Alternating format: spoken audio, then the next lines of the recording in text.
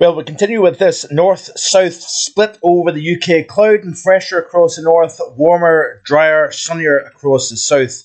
Thanks for clicking on to the Wednesday, the 18th of June edition of Vogan's European Outlook. Yeah, we got temperatures 27, 28 Celsius across the far south, only 14, 15 at best across the far north of Scotland, thanks to cloudier skies and even fresher air. That is riding the northern periphery of the area of high pressure. Lots of cloud cover really across much of northern England, Scotland, and indeed Northern Ireland and the Republic of Ireland as well. Much sunnier conditions the further south you go over both Ireland, but particularly England and Wales. These temperatures will continue to notch up. I think they are going to peak at around 33, possibly 34 Celsius during Saturday afternoon, but we do have fresher air moving in Sunday and beyond. It looks as if we are going to start to see a stronger jet stream across the Atlantic, providing us fresher, more changeable weather as we move into early and middle portions of next week. It looks like there is still question marks over the end of this month, whether we get another surge of heat coming up from the south. But generally speaking, the month of June is playing out relatively as expected, with surges of warmth. Drier conditions always focused across the south, whether the further north you go. But you can see here, if we look quickly, first and foremost, at the UK Met model with regards to temperatures over the next few days here, and obviously this is through the course of this afternoon. The UKV model is seeing a 28, possibly 29 Celsius on the south side of London. As we move into the day tomorrow, we are expecting to see the first 30 of 2025 somewhere possibly between London and Birmingham. You can see here that the model is indicating that as we move towards the 14-15Z period tomorrow, mid-afternoon, hottest time of the year, day should I say anyway. But you can see here anywhere from northeast Wales, the far west Midlands, all the way down to the London area. We've got a corridor there of generally between 28 and 31 Celsius. So that is what the Met model is indicating for tomorrow. Again, still slightly fresher the further north you go. If you notice here, while we've got this cluster of upper 20s to around 30, 31 Celsius, we're only still talking about 15, 16, 17 Celsius across the far north of the British Isles. Now, Scotland will get into the heat. Once that high moves just to the east, we're going to pull our winds in from a southerly direction. That is going to introduce warmer, hotter air, and with clear skies, we will see the temperatures respond. Upper 20s is still expected, possibly the borders, possibly the Moray coast, around the Aberdeenshire area as well, where you've got that downslope effect taking place here. It will be, Friday, possibly Saturday, the warmest day. I think Friday is going to be the warmest day for Scotland, but possibly holding on to some warmth on Saturday. Then we'll all see a decrease in the temperature as we move into the day on Sunday. But still, possibly upper 20s still on Sunday across the southeast. But fresher air will be moving in elsewhere. Now, this is as we move towards Friday, 15Z. You can see here the Met model is indicating somewhere around the North Berwick and Berwick upon Tweed area. The model is indicating 31 Celsius. We've also got a 28 Celsius around the north side of Fife. And then also we've got a 29 Celsius up towards the Kinloss area, Nairn, Elgin area. We've got possibly 26 to 29 Celsius on Friday afternoon. All the while we do have temperatures into the low 30s on Friday. And that could be the case across several spots in England. Looks as if, like I said, the peak of the heat will come on Saturday. We are expecting to see a 33, I think, is there's a reasonably strong confidence that 33 is achievable. There may be a 34 somewhere in eastern England during the course of Saturday afternoon. And while we're seeing those temperatures, by the way, still holding on to 24, 25 Celsius, possibly a 28 along the Moray coast again. This is on Saturday afternoon, widespread, especially across the north and east of Scotland. We're talking about mid to high 20s still on this chart here, but somewhat fresher, 15, 16, 17 Celsius in the west, the far west highlands, for example. Then during the course of Sunday, we are likely to see 27, possibly 28 Celsius down across the southeast of the UK.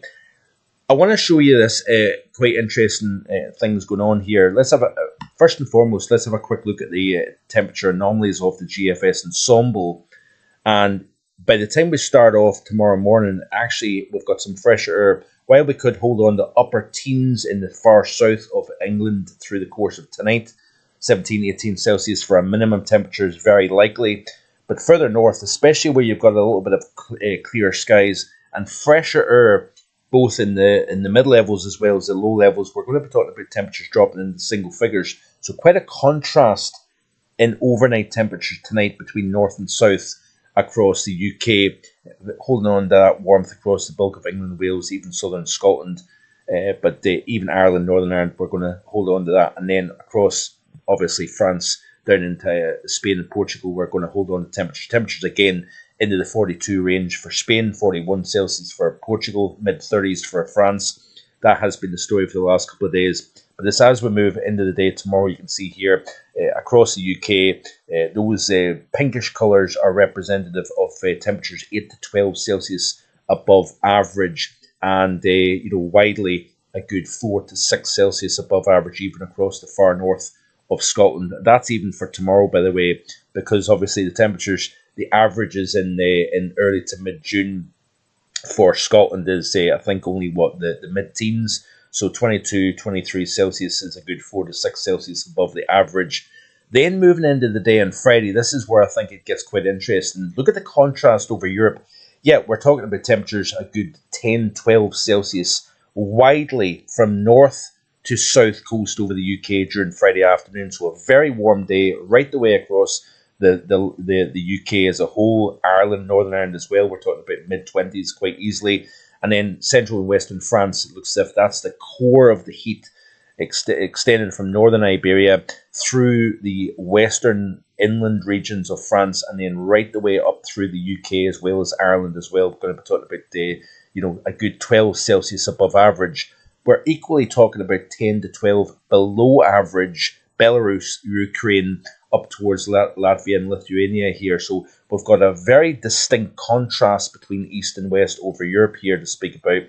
Then as we move into the day on Saturday, again, very significant contrast. Temperatures a good 10 plus Celsius above average across particularly the UK mainland here.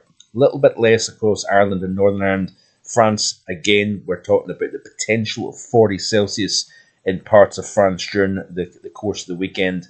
And then as we move into Monday and beyond that, the core of that heat gets shifted into Europe here because of the return of westerly winds off the Atlantic. Now, I want to show you this here, and I want to draw your attention to the GFS in terms of the jet stream. What is happening is we've got the maritime continent with the Magellan Oscillation present at the moment. We're seeing increased rainfall. The Indian subcontinent, we're seeing heavy rainfall, flash flooding across parts of the Indo-China region as a whole. We're seeing devastating floodings in the Guangdong province of China. We're also seeing significant flooding across parts of the Malay Peninsula into the maritime continent itself. So the presence of the Magellan Oscillation is over the eastern hemisphere at the moment. That is actually creating a little bit of a strengthening of the Pacific jet. As that then becomes stronger, flatter across the Pacific, we're actually going to see a trough developing just off the west coast of the United States. That's going to pump the high over North America. We're going to see record-breaking temperatures across central and eastern United States, and in turn, cooler, fresh air across Canada. The blowtorch that develops over the eastern half of the United States with a very powerful ridge of high pressure, very hot temperatures. We're going to see a contrast develop, and then a strengthening of the jet over the Atlantic. It's going to become flatter, more zonal, and what's going to happen is we're going to go back to the default position that we've started off with this summer so far. High pressure to the south, low pressure up towards Iceland, Scotland, the northern half of Ireland as well is likely to be in that more unsettled, more changeable, more basically mobile regime. The further south you go, it's going to be warmer and drier, and that is going to be the case for the UK as we move into next week. So if we look at the European continent, let's go to the upper heights and look at the 500 millibar chart here. This is the upcoming 5-day period. And you can see here, high pressure centered just to the east of the UK and Ireland. That's what's providing extreme warmth across the UK as well as Ireland over the next several days. But we play through this loop. Notice what changes. We see the high then getting shifted to further south. Remember, we've got unusually warm temperatures in the Mediterranean, unusually dry conditions over the continent. The high then is attracted to that warmer Mediterranean, drier land area of Europe here. The high tends to want to focus on that. And then we've got the regime change over the Pacific, over North America, and over the Atlantic. That then has that ripple effect, the effect on the Rossby wave train and the breaking, and we start to see lower pressure return to the north of the UK. The question mark is going to be, does that... I think we're going to see a back and forth here. I think there's going to be a flexing back and forth between the low to Iceland, the high down towards Spain and Portugal, and I think there's going to be an attraction to the southern UK with this area of high pressure. That is my thinking as we progress towards late June and through July. I think we're going to see that high pressure always generally focusing over France and extending into the southern UK. So always that bit warmer, drier the further south you go, always that bit cooler, the wetter the further north you go here. And you can see, generally speaking, that the high flattens initially in the 6 to 10, and then it kind of tries to build back in over the UK and Ireland as we step into the month of July. And in terms of the precipitation then, remember what the June forecast is. Remember what the summer forecast for June is. Wetter north, somewhat cooler, warmer, drier the further south you go. So if we look at the precipitation over the next 7 days, it's looking like this here. We've got that dry overall. Then we have a little bit of a wetter signal showing up across the north. There we go. But still drier eastern Scotland. The rest of the UK and Ireland is drier than average. And then we continue to play through. It looks as if it's leaning drier than average. And this is out to the 4th of July, which isn't overly far away. Let's have a quick look at the CFSV2 weeklies then. Go to week 1 and week 2. Firmly drier than average across the majority of Europe, but also the UK and Ireland. We'll look at the 500s and see what it's indicating. Week 1, firm high pressure centred just to the southeast of the UK and Ireland over the near continent. Week 2, you can see here that the high is actually stronger further north between the UK and Scandinavia, if you notice here. That's quite interesting because that's slightly different what the GFS ensemble is showing here. And this is the reasons why we need to look at all the bigger picture, look at the trends in the model as opposed to individual model runs itself. Now, in terms of the ECMWF, this is temperatures, a little bit difficult to see, I appreciate that, off the ECMWF for Inverness. Now, you can see here 2 peaks in temperature around about the 20th and the 21st of June. Temperatures exceeding, good chunk of the models, not all, good chunk of the models indicate temperatures above 25 Celsius in Inverness. Then we have this steady drop off, but towards the 25th, 26th, 27th, some models are trying to push it back towards the mid-20s, late June. Remember, some of the models have been indicating this next wave surge of heat coming up from Iberia, but they look at London. You can see here that the modelling is indicating a push towards the 30 Celsius mark. Then towards the end of the month, there is a drop-off showing up in the ECMWF, even for London here. But that period here, around about the 21st, it looks as if temperatures are generally strong consensus, exceeding the 30 Celsius mark. Some members trying to push towards 33, 34 Celsius overall. Looking at the GFS model then here, this is for the 850 temperatures, or 5,000 foot level above London here. pushing the 20 Celsius mark, a drop off. Then there's a slight uptick in terms of the temperatures towards the 26th, 27th. But I'm not massively jumping on board with that. I think my general thinking is that we just need to keep monitoring these models going forward here. So certainly interesting things going on at the moment here. These are the 850s off the GFS ensemble.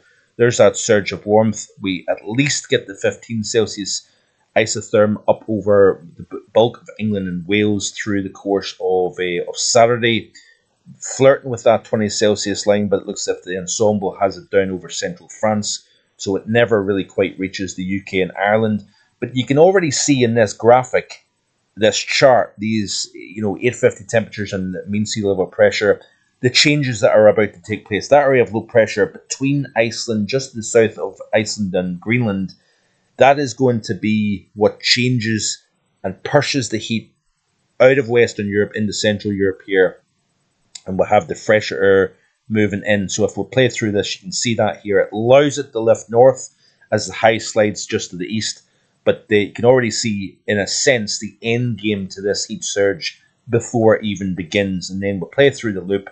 We generally have that low to the north, high to the south, always warm across the far south of the UK and Ireland, keeping things fresher. And it's a much flatter regime, if you notice here, with all the heat stored up, elongated to the south, all the fresh, cooler air stretched out to the north here.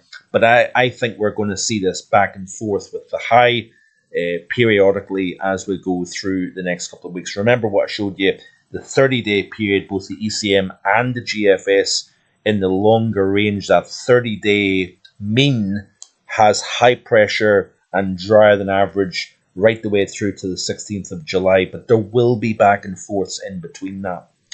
So I hope you're enjoying what you're seeing. Like, share, and subscribe, and I'll see you again tomorrow with more. Bye for now.